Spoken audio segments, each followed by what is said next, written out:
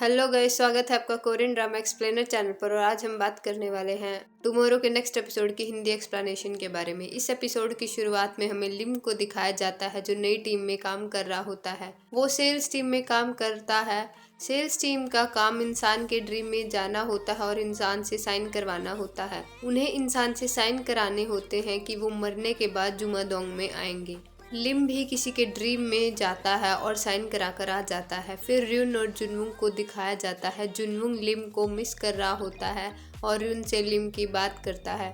Ruin कहती है कि हम बाद में बात करेंगे, पहले तुम कुछ खाने को लेकर आओ, मुझे बहुत भूख लगी है। जुनवुंग खाना लेने जाता है तो तभी उसके पास लिम की मॉम का सुसाइड अलर्ट आता है। वो जल्दी से र्यून के पास जाता है और उसे ये अलर्ट दिखाता है। वो कहता है कि हमें ये बात लिम को भी बता देनी चाहिए। र्यून मना करती है। वो कहती है कि ये औरत लिम की पास्ट लाइफ में उसकी मॉम थी, लेकिन अब वो उसकी मॉम नहीं है और अगर हम ये बात लिम को बताएंगे तो वो हर्ट होगा। फिर लिम की मॉम लिम यू को दिखाया जाता है। वो दुखी होती है और सोने के लिए जाती है। अपने रूम में वो बच्चे को खिलाने लगती है और जुनवुंग के पास नोटिफिकेशन आती है कि लिम यू की परसेंटेज 30% रह गई है। ये देखकर वो चौंक जाता है और उनको बताता है कि लिम यू की परसेंटेज 30 रह गई है। फिर दोबारा से लिम यू को दिखाया जाता है जो सो रही होती है। वो जाग जाती है और बच्चे को देखती है पर वहाँ बच्चा नहीं होता। फिर हमें पता चलता है कि लिम यू के बच्चे की डेथ हो गई थी और वो सपने में अपने बच्चे को देखती है और उसकी सुसाइड रेट कम हो जाती है। इधर जुनवुंग लिम के पास जाता है। वो पिज्जा लेकर उसके पास जाता है और उसके काम के बारे में पूछता है।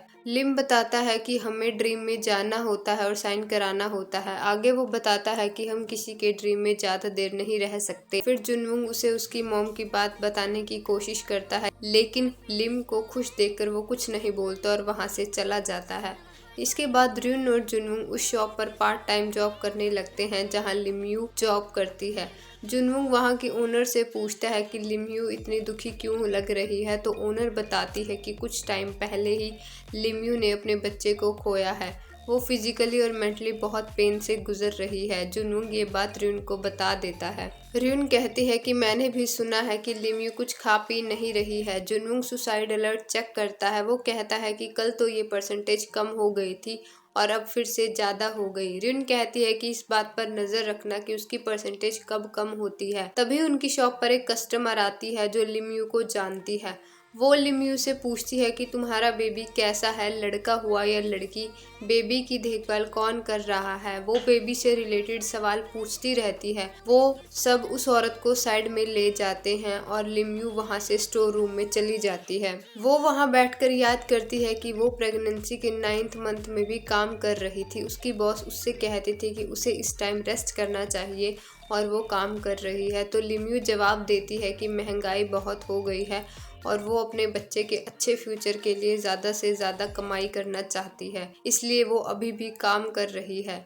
तभी एक कस्टमर आती है जो पैंट वापस करना चाहती है। लिम यू को उसकी पैंट से परफ्यूम की स्मेल आ जाती है। वो पैंट की पॉकेट चेक करती है, उसमें से च्युइंगम का पैकेट निकलता है। लिम यू कहती है कि आपकी पैंट वापस नहीं हो सकती, आप इसे यूज कर चुकी हैं। ये बात सुनकर वो औरत बदतमीजी करने लगती है। वो कहती है कि तुम प्रेग्नेंट हो तो क्या मुझे कुछ भी बोल सकती हो, घुटनों पर बैठकर मुझसे माफी मांगो। वो उसके साथ जबरदस्ती करती है और लिम यू नीचे गिर जाती है और उसे पेन होने लगता है। लिम यू की हालत देखकर वो औरत वहां से भाग जाती है और लिम यू हॉस्पिटल में पहुंच जाती है। ऑपरेशन में बेबी की डेथ हो जाती है और लिम यू और उसका हस्बैंड दुखी होकर घर आ जाते हैं। घर पहुंचकर लिम यू कहती है कि इस बच्चे की डेथ मेरी वजह से हुई है। जब मुझे रेस्ट करना चाहिए था तब मैं काम कर रही थी। ये मेरी गलती है, मेरी गलती से उसकी डेथ हो गई और मैं जिंदा हूँ, मुझे भी मर जाना चाहिए। उसका हस्बैंड उसे हिम्मत देता है और गले लगा लेता है। वो कहता है कि ये तुम्हारी गलती नहीं है। लिम यू बहुत दुखी होती है और खुद को छुड़ाने की कोशिश करती है। वो कहती है कि अगर ये मेरी गलती नहीं है तो किसकी गलती है। वो बार बार यही सवाल पूछती है और उसका हस्बैंड चुप खड़ा रहता है और उसे तसल्ली देने की कोशिश करता है और फिर फ्लैशबैक खत्म हो जाता है।